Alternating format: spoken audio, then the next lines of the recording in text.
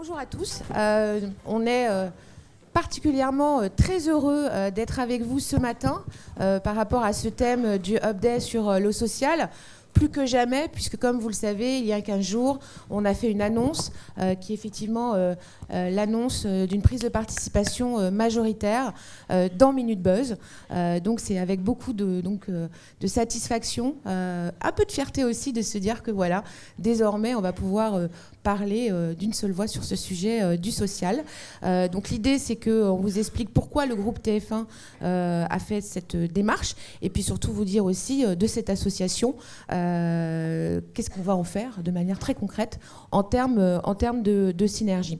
Donc ce mouvement de TF1 s'inscrit dans un mouvement beaucoup plus global, je vais faire très court, puisque Gilles Pélisson a initié un plan de transformation assez ambitieux et par rapport à la perception qu'on pourrait avoir du groupe TF1, il était important pour moi de rappeler ce matin que ce plan de transformation, le digital est au cœur du sujet au travers de différents leviers. Donc c'est un premier point. Et le deuxième point, c'est que ce plan de transformation, il va s'inscrire dans la durée. Donc là, vous voyez les 5 piliers. Le premier, c'est bien évidemment continuer à renforcer notre leadership. Je n'ai pas m'y attarder aujourd'hui sur la partie télé, avec le vaisseau amiral TF1 et notre stratégie TNT, et notamment le succès de TMC. J'ai plutôt vous parler des 2, 3, 4, 5. Le deuxième, donc, c'est bien évidemment conserver aussi cet enjeu pour nous majeur, qui est d'être un acteur référent sur la vidéo premium, puisque c'est ce que nous sommes dans notre ADN. Et puis bien sûr, déployer des offres innovantes, notamment sur les nouveaux KPI que sont la data, les enjeux vis-à-vis de l'engagement, les enjeux vis-à-vis du social et les enjeux vis-à-vis du mobile. Et c'est là où bien sûr Minute Buzz va avoir sa partition à jouer. Un énorme enjeu également dans la propriété intellectuelle, c'est l'acquisition qu'on a faite de Newen l'année dernière, qui va nous permettre là aussi d'apporter des réponses en termes de contenu, à la fois sur du court et sur du long, avec ce savoir-faire de Newen qui est incontesté et incontestable. Donc ça va être passionnant dans les mois et les années à venir. Et puis le 5e point, qui de nouveau illustre la stratégie avec Minute Buzz, c'est l'ouverture. C'est la compréhension que pour aller plus vite, il faut s'allier, qu'il faut avoir entre guillemets de l'humilité. Et cette humilité, voilà, c'est important aussi de vous la faire passer ce matin et qu'on a un rapport au temps et une nouvelle agilité qui est absolument décisive. Alors en miroir de ça, on a effectivement travaillé un nouveau positionnement à la régie qui prend là aussi tout son sens par rapport à ce que je viens de vous dire, qui est d'être la première content marketplace de France. Pourquoi on peut le dire ? Parce qu'effectivement sur les différents leviers que nous pouvons proposer à nos clients et à nos, qu'ils soient clients B2C ou B2B, vous voyez là les différentes facettes de cette content marketplace. C'est 1 milliard d'euros investis chaque année dans les contenus et ça effectivement ça fait de nous un acteur majeur dans cette dimension premium. C'est cette stratégie multiscreen mais qui aujourd'hui n'est pas suffisante, on va y revenir puisque tout l'enjeu c'est bien évidemment de déployer une multiscreen mais d'être aussi dans cette logique désormais de multiplateforme. Bien sûr l'enjeu de l'amplification et du social et puis ce que nous sommes aussi c'est un acteur de l'entertainment, que ce soit dans le monde des médias, que ce soit dans le digital et que ce soit aussi dans le monde physique. Et là aussi, on a des grandes ambitions et notamment un projet que certains connaissent qui est la scène musicale qui va être probablement ce qui va être de mieux en termes de propositions d'animation et d'événementiel musical qui va ouvrir l'année prochaine à partir d'avril. Et puis toute cette logique donc d'événementiel qui va permettre de nourrir finalement une proposition qui va alimenter tous les différents leviers du mix d'une marque et des attentes d'un consommateur aujourd'hui. Donc, quelques exemples de cette nouvelle stratégie, ça implique notamment des nouvelles chronologies, ça aussi c'est nouveau.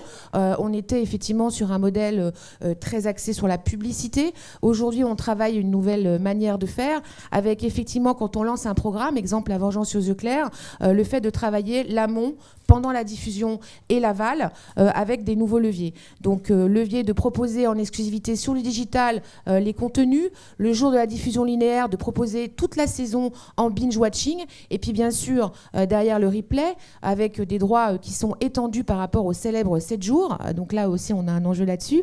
Et puis on a même fait, vous le voyez pas là, mais une fin différente entre la fin linéaire et la fin effectivement digitale qui a extrêmement bien fonctionné. Ce qu'il faut retenir de ce nouveau modèle, c'est qu'on a généré 30% d'audience en plus par rapport à l'audience linéaire. Nouvelle chronologie, mais nouvelles alliances. C'est l'exemple de Netflix, dont on a beaucoup parlé dans la presse. Effectivement, tout le monde nous a dit, mais ils sont un peu bêtes, TF1. Ils vont s'associer à ceux qui vont les tuer. Pas du tout. Pour nous, vous l'aurez compris, Netflix est un client par rapport à la stratégie que je vous ai développée précédemment, et notamment par rapport à l'enjeu de Newen. Newen qui, effectivement, peut répondre aux attentes d'un acteur comme Netflix pour apporter des solutions de contenu à échelle française ou européenne. Et puis, bien sûr, des enjeux de nouvelle monétisation. Vous voyez là un exemple qu'on a fait avec Sephora, où pareil, dans cette logique de force de frappe de l'écosystème TF1, on a effectivement un contenu qui est Clem, on a une égérie, une ambassadrice qui est Lucie Lucas, on l'a fait endorser par Sephora, elle a fait des tutos beauté. Ces tutos beauté, ils ont été effectivement distribués sur l'intégralité des plateformes, et notamment un Facebook Live avec 475 000 sessions et un nombre de vidéos vues que vous voyez là d'à peu près 3 millions. Donc voilà, quelques exemples rapides pour vous dire où on est et quelle est effectivement notre feuille de route. Mais donc, comme vous l'aurez compris, c'était pas suffisant par rapport au fait qu'aujourd'hui, certes, notre premier métier, c'est de divertir et d'informer le plus grand nombre, mais on a un enjeu de conquête. Et cet enjeu de conquête, c'est la cible des millennials. Et on a parfaitement compris par rapport à cette cible que notre équation historique n'est pas suffisante par rapport aux attentes de cette cible. Donc c'est vrai que souvent, on nous oppose, c'est pour ça que le versus est important, et nous, on n'a pas envie de dire versus, mais on a envie de dire plus. Donc, bien évidemment, il faut adresser les deux côtés, à la fois les attentes de notre cœur de cible et en même temps la capacité de pouvoir répondre aux attentes de cette cible, effectivement, qui n'a pas du tout les mêmes attentes, les mêmes règles et les mêmes modes de consommation. Alors, par rapport à ça, il y a cet enjeu de conquête, mais on s'est dit qu'au-delà de la conquête, il faut trouver effectivement un système de légitimité pour réconcilier ce que nous sommes, un média à vocation sociale, c'est notre ADN, la télévision à la base c'est un lien social, et trouver ce lien et cette légitimité avec l'univers du social média. Ce qui nous a énormément inspiré par rapport à cela, c'est le move de NBC avec BuzzFeed. Il y a un peu plus d'un an, ils ont encore réinvesti là il y a quelques semaines avec 200 millions de dollars en plus investis, et c'est vrai que ce modèle-là, il nous a extrêmement interpellés dans la logique de complémentarité, de synergie à la fois éditoriale et bien sûr publicitaire. Et donc tout naturellement, voilà, nous avons décidé de nous marier avec Minute Buzz. Merci Sylvia. Bonjour à tous. Est-ce qu'il y en a qui ne connaissaient pas Minute Buzz avant ce matin? Levez la main ceux qui ne connaissaient pas. Bon, ça va, il y a beaucoup de millennials dans la salle. Et une deuxième question, est-ce qu'il y en a qui sont heureux en ce moment? Levez la main. Pas mal. C'est bien. Juste passer le slide d'après. En gros, donc, pourquoi je vous pose cette question? Parce qu'en gros, la promesse de Minute Buzz, et c'est important de revenir 30 secondes dessus, c'est la même depuis le début, et c'est d'apporter du bonheur aux gens. On pense, et c'est toujours le cas un peu, qu'on dit souvent quand ça va mal et on dit très peu quand ça va bien. Et ben nous, Minute Buzz, on a décidé d'être un porte-voix de ça. Sur les chiffres, pour ceux qui ne nous connaissaient pas forcément, on est cette année devenu le média leader sur les millennials, sur les plateformes. On a plus de 10 millions de personnes sur l'ensemble des plateformes qui nous suivent à travers nos marques. On a 4 marques maintenant. Et on a une portée assez incroyable grâce à notre stratégie 100% sociale et 100% vidéo. On diffuse nos contenus dans 9 millions de Facebook différents chaque jour, par exemple. Et on a franchi cette année la barre des 2 milliards de vidéos vues, ce qui fait de nous un gros acteur sur l'ensemble de l'écosystème. Donc voilà, donc ça c'était pour la présentation de Minute Buzz, pour ceux qui ne connaissaient pas. Et comme je le disais précédemment, si on a décidé effectivement de faire ce mariage, parce qu'on a envie de dire ça, c'est de nouveau dans cet enjeu d'agilité. C'est vrai que les équipes de Minute Buzz, elles ont cette compréhension et cette logique aussi d'anticipation. Comment aussi des gens comme nous, on arrive à avoir un coup d'avance. C'est ça finalement le sujet. Comment on arrive effectivement à mieux anticiper. Et donc ce rapport au temps, il est absolument essentiel. Le fait aussi de s'enrichir, parce que voilà, effectivement à la base, on est très différents. Maxime rappelait dans un co-MGT chez TF1 qu'il n'avait pas regardé la télé depuis l'âge de 14 ans. Donc c'est vrai que c'est assez intéressant, mais ça nous fait du bien. Et c'est ça l'enjeu, c'est ce regard-là, cette fenêtre-là, pour nous, elle va nous faire grandir. Et on a autant envie de collaborer avec eux que eux de collaborer avec nous. Et puis oui, nous, on pense que ce sont les meilleurs.